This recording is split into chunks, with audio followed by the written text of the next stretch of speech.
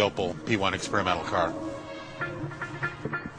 Much like it was in its day when it was used, it still has the same paintwork, still the same applique stickers on it. It's very, very original.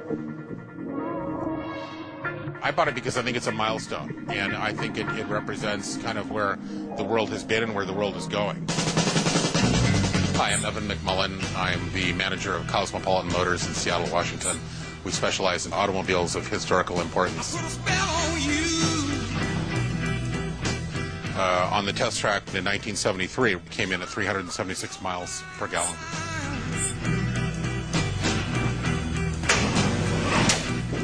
I kind of questioned it. I thought, is this really the case? Is this really something that is true? And I did a little research on it, and certainly it was documented very, very well as being the car that did achieve that. And then the more I looked at it, the more I thought, this car isn't even that special. I ain't gonna take money on. And this was owned by Shell Oil Company. It was a series of engineers who had done the work on it as part of a competition between themselves, and this was the one that finished the best.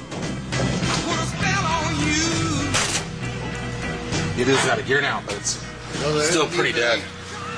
Any gas in the tube up here? Well, that's enough gas to drive it 10 miles.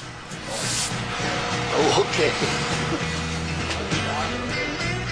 I thought it was very representative of ingenuity at the time, and a little bit disappointing when you consider that the OPEC crisis initially happened in 1973, really when this car was being formulated by these engineers, and here it is another 15 years later, or excuse me, 25 years later, and we've still not been able to, 35 years later, come up with anything any better.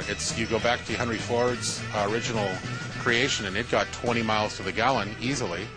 Here we are in 2008, and we're not able to achieve an average of 30 miles to the gallon in the United States. Certainly worldwide, it's maybe that, but not a lot better. Here's a car that got 10 times that much in someone's spare time in their garage. Why is it so impossible for us to achieve something like that today?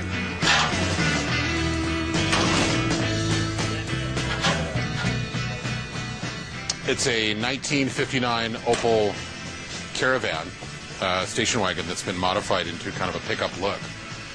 That started off just as a conventional passenger car, a modified drive system, and a heating system to vaporize the fuel, ultra insulated and made quite lightweight, but still weighing in at 2,500 pounds. 2,500 pounds? Yeah.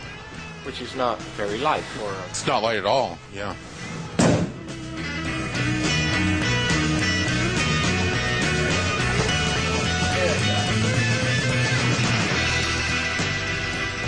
The creator of this car is very quick to discount its performance as being isolated for a track and not being something that can be done on an everyday basis. But I still think there's many things that can be learned from this car, even if there are only a few things that you can apply to a current modern car with all the conveniences that you would want. But what it does have is the ability to get tenfold the mileage that we're normally getting now.